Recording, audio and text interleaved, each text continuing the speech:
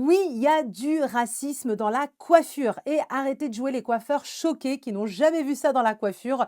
Sinon, clairement, vous connaissez pas le milieu de la coiffure.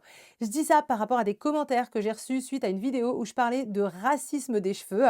Donc, déjà, il y a du racisme tout court. Donc oui, moi, je porte le voile et clairement, demain, je vais dans un salon de coiffure, je leur demande de m'embaucher ou de me prendre comme apprenti. Ils vont tout simplement me regarder avec des gros yeux comme si j'étais une extraterrestre. Et déjà, j'ai envie de vous dire, juste si je leur demande de me coiffer, ils vont me regarder avec des gros yeux aussi, comme s'ils n'étaient pas au courant que sous un voile, il y a des cheveux, quoi. Donc oui, il y a du racisme, il y a de la discrimination, appelez ça comme vous voulez, mais c'est une réalité. Ensuite, il y a aussi beaucoup de personnes typées, des blacks, des arabes, des métis, qui, oui, ont vécu du racisme. Déjà, aux examens, et oui, c'est triste, mais quand tu es noir ou arabe, tu peux encore subir du racisme de nos jours dans un pays des droits de l'homme. Je dis pas d'office, mais je dis que oui, c'est une possibilité et ça se passe encore de nos jours. Et ensuite, oui, il existe aussi du racisme capillaire. Quand tu as une cliente qui t'a raconté qu'une coiffeuse lui a attrapé les cheveux, tu vois, comme ça, en l'air, et elle lui a dit: «Mais qu'est-ce que c'est que ça?» D'accord?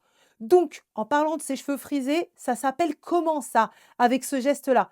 D'accord? C'est de la bonté, c'est du professionnalisme? Clairement, c'est du racisme des cheveux, oui. Alors, pour ceux qui chipotent sur le terme, ça s'appelle plus précisément du hairisme, mais on s'en fiche de ça en fait.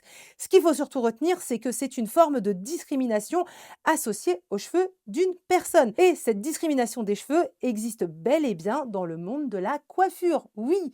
Mais le racisme des cheveux, ça parle plus facilement à tout le monde. Donc j'emploie ce terme-là, c'est clair et j'aime bien le terme. Donc oui, je parle de racisme des cheveux et le but est de dénoncer cette discrimination dans la coiffure pour que toutes les personnes qui se retrouveraient dans cette situation osent se défendre et remettre le coiffeur ou la coiffeuse à sa place sans gêne. Et pour faire passer le message, like la vidéo, partage un maximum la vidéo et dis-moi sincèrement en commentaire ce que tu en penses de ce sujet-là. Et si toi aussi, tu as vécu du racisme capillaire ou du racisme tout court dans le milieu de la coiffure. Et n'oublie pas également de t'abonner.